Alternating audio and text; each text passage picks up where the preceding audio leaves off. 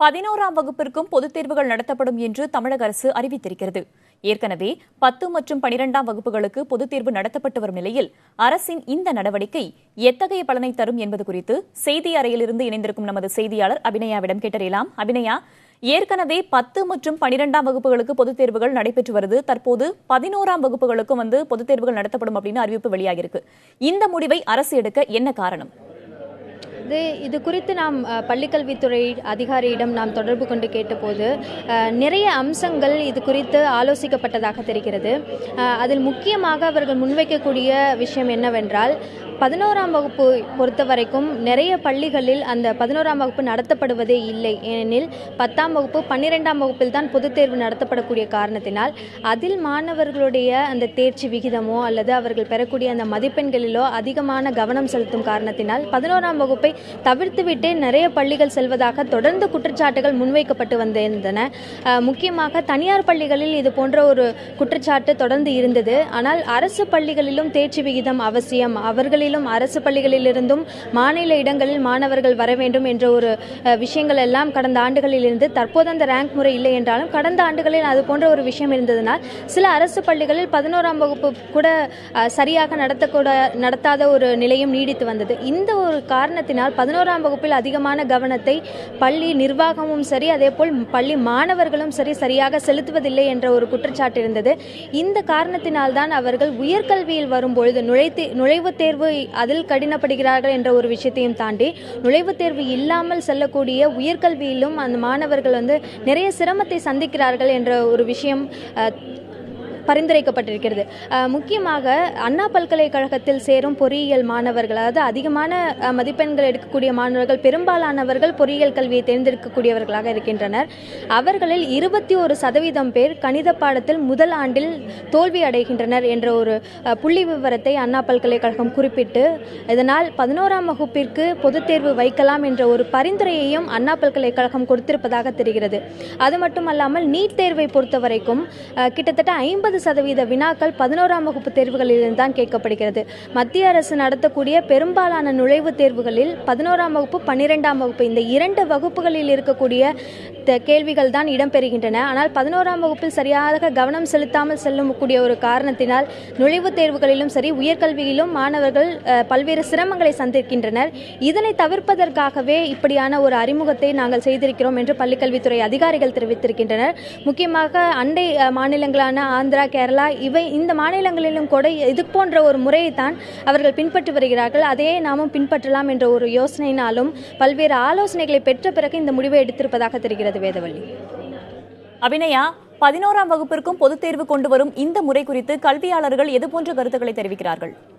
நிச்சயமாக இந்த 11ஆம் வகுப்பில் பொதுத் தேர்வு என்ற ஒரு விஷயம், நான் ஏற்கனவே தெரிவித்த இந்த பரிந்துரைகள், இந்த ஆலோசனைகள் இதன் அடிப்படையில் பார்க்கும்போது மிகவும் அவசியமான ஒன்றாகத்தான் பார்க்கப்படுகிறது. கல்வியாளர்கள் தரப்பிலிருந்தும் 11ஆம் வகுப்பிற்கு பொதுத் தேர்வு அப்படின்ற ஒரு விஷயம் கோரிக்கை நேரடியாக முன்வைக்கப்படவில்லை என்றாலும் 11ஆம் வகுப்பிலும் மாணவர்கள் அதிகமான கவனம் செலுத்தக்கூடிய வகையில் பள்ளிக்கல்வித்துறை நடவடிக்கை எடுக்க வேண்டும் என கல்வியாளர்கள் தரப்பில் தொடர்ந்து முன்வைக்கப்பட்டது.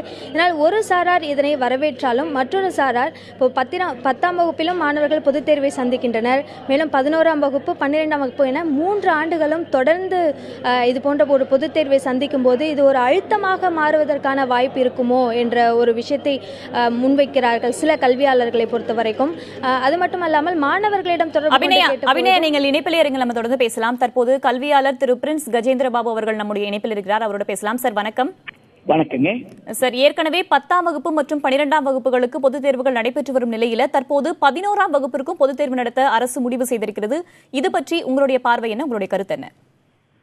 11ஆம் வகுப்புக்கும் பொதுத் தேர்வு நடத்தணும் அப்படின்றது நீண்ட கால கோரிக்கை. ஏனென்றால் 11, 12 என்று சொல்வது 2 வகுப்பு அல்ல, அது +1, +2 சேர்ந்த ஒரு மேல்நிலை பள்ளி கல்வி பாடத்திட்டம். எனவே இரண்டையும் அவர்கள் முழுமையாக படிக்க வேண்டும். அண்டை மாநிலங்கள்ல குறிப்பாக ஆந்திரால எல்லாம் இன்டர்மீடியட் சொல்றாங்க, ஃபர்ஸ்ட் இயர் எக்ஸாம் நடத்துறாங்க, செகண்ட் இயர் எக்ஸாம் நடத்துறாங்க. செகண்ட் இயரோட எண்ட்ல கன்சாலிடேட் மார்க் ஷீட் கூட எப்படி அண்டர் கிராஜுவேட் கோர்ஸ் கொடுக்குறாங்களோ அது போல இளங்கலை பட்டத்திற்கு கொடுப்பதை போல அவங்க ஒரு மார்க் ஷீட்டை கொடுக்குறாங்க. அதே மாதிரி நடைமுறை தமிழ்நாட்டில் கொண்டு வர வேண்டும் என்ற கோரிக்கை நீண்ட காலமாக இருந்தது. இன்னைக்கு இருக்கக்கூடிய நிலைமையில பார்த்தீங்கன்னா +1க்கு காமன் எக்ஸாமினேஷன், டிஸ்ட்ரிக்ட் எக்ஸாமினேஷன் அடிப்படையில முதன்மை கல்வி அலுவலர் தயார் செய்யக்கூடிய அந்த கேள்வித்தாள் அடிப்படையில் தான் தேர்வு நடக்கு. ஆனா என்னன்னா, பல தனியார் பள்ளிகள்ல +1 பாடத்தையே நடத்தாம முதன்மை கல்வி அலுவலர் கொடுக்கக்கூடிய கேள்வித்தாளே கொடுக்காம வேற கேள்வித்தாள் கொடுக்கறாங்க என்கின்ற புகாரும், அதே மாதிரி +1ல டீடைன் பண்ணிடுறாங்க, அவங்களே ஒரு ஸ்பெஷல் சப்ளிமெண்டரி எழுதி அதுலயும் உங்க குழந்தை ஃபெயில்னு சொல்லி டீடைன் பண்ணிடுறாங்க அப்படின்ற பிரச்சனைகள்லாம் இப்போவும் புகார்கள் வந்த வண்ணம் இருக்கு. இப்போ அவர்கள் அறிவித்து இருக்கிறபடி +1ல ஒரு பப்ளிக் எக்ஸாம்ன்றது மாணவர்களுக்கு எந்த மன உளைச்சலும் கொடுக்கறதுக்கு வாய்ப்பு இல்லை. எதை காமன் எக்ஸாம்னு டிஸ்ட்ரிக்ட் லெவல் எழுதிட்டு இருந்தாங்களோ அதை இனிமேல கவர்மெண்ட் எக்ஸாம்னு ஸ்டேட் அளவில் எழுத போறாங்க, அவ்வளவுதான். அது மட்டும் அல்லாமல் +1ல ஃபெயில் ஆனா டீடைன் பண்ண போறது இல்ல. அவங்க ஸ்பெஷல் சப்ளிமெண்டரி எழுதலாம், சப்ளிமெண்டரி எழுதலாம், அல்லது மார்ச்ல சேர்த்து கூட எழுதலாம். அவங்க +2 படிச்சுக்கிட்டே எழுதுவாங்க. அப்ப எந்த பள்ளியும் மாணவர்களை தேக்கி வைக்கக்கூடிய, டீடைன் பண்ண வேண்டிய அவசியம் ஏறாது. மாணவர்கள் முழுமையாக படித்து மேல்நிலை பள்ளி கல்வியை முடிக்கிறதுக்கு அது வாய்ப்பாக இருக்கும். பிரின்ஸ் சார், இந்த 11ஆம் வகுப்பு பொதுத் தேர்வை அவர்கள் நடைமுறைப்படுத்தும் போது என்னென்ன விஷயங்களை எல்லாம் கவனத்தில் வச்சுக்கணும்னு நினைக்கிறீங்க? குறிப்பாக ஆசிரியர் பணி இடம் ரொம்ப முக்கியங்க. பல பள்ளிக்கூடத்துல ஆசிரியர் பணியிடங்கள், அரசு உதவி பெறும் அரசு பள்ளிகள்ல போதுமான எண்ணிக்கையில ஆசிரியர் பணியிடங்கள் இல்ல. ரெண்டாவது, காலி பணியிடங்கள், லீவ் வேகன்சி அப்படின்றது நிறைய பள்ளிகள்ல இருக்கு. எனவே கற்றல் கற்பித்தல் நாட்கள்ல ஆசிரியர் பணியிடம்ன்றது ரொம்ப முக்கியம். அது இல்லாம நீங்க பப்ளிக் எக்ஸாம் எழுதுனீங்கன்னா மாணவர்கள் பெரிய அளவிற்கு பாதிக்கப்படுவார்கள். அதே போல டியூஷன், கோச்சிங், நீட் கோச்சிங்னு எல்லாரையும் கட்டாயப்படுத்தி எல்லா பாடத்தையும் படிக்க வைக்கிற ஏற்பாடு இருக்கக்கூடாது. தமிழ்நாடு பள்ளி கல்வித்துறை கொடுத்திருக்கக்கூடிய பாடங்களை முழுமையாக அந்த பாட வேளையில் நடத்துவது, அதற்கு மேல் மாணவர்களுக்கு எந்த சுமையும் இல்லாமல் அவர்கள் பாடத்தை படிப்பதற்கான நேரத்தை ஒதுக்குவதை இந்த அரசு உத்தரவாதப்படுத்தணும்.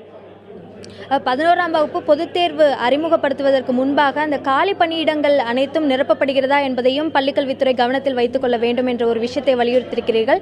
இணைப்பில் உங்களுடைய தகவலை பகிர்ந்து கொண்டதற்கு நன்றி. தொடர்ந்து நம்மோடு பேசுவதற்காக கல்வி ஆலோசகர் ஜெயபிரகாஷ் காந்தி இணைந்திருக்கிறார், அவரிடம் பேசலாம். ஐயா வணக்கம். இந்த 11ஆம் வகுப்பிற்கும் பொதுத் தேர்வு என்ற ஒரு முடிவை நீங்க எப்படி பாக்குறீங்க? இல்ல, கண்டிப்பா அது வரவேற்கத்தக்கதான். இதுல பெரிய ஸ்ட்ரெஸ் ஒண்ணு இருக்காது. இதுல நாங்க சொல்ல என்பது, இந்த 11வது பொதுத் தேர்வு நடத்தும்போது பொதுத் தேர்வு மட்டும் நடத்தாமல் இந்த பொது தேர்வுடைய மதிப்பெண்களை 12வது முடிச்ச பிறகு ஒரு பொறியியலோ மருத்துவமோ மருத்துவ சார்ந்த படிப்புக்கோ இல்ல வேளாண்மை துறைக்கு படிக்க போகும்போது இந்த மார்க்ஸையும் ஆட் பண்ணும். 11th and 12th marks base பண்ணி தான் கொடுக்கணும். மார்க்கில் இம்பார்ட்டன்ஸ் கொடுக்காம வெறும் பொது தேர்வு நடத்தி எந்த பிரயோஜனமும் கிடையாது. சோ பொது தேர்வு நடத்தும் போது அதுல மார்க்ல ஒரு இம்பார்ட்டன்ஸ் கொடுக்கணும். ஸோ இனிமேல் ஃபியூச்சர்ல அட்மிஷன் ஒரு பொறியியல் ஆகட்டும், அக்ரிகல்ச்சர் ஆகட்டும், மெடிக்கல் ஆகட்டும் 11th and 12th மார்க்ஸ்க்கு equal importance கொடுத்தாதான் இந்த 11th நடத்துற எக்ஸாமுக்கு அர்த்தம் இருக்கும்.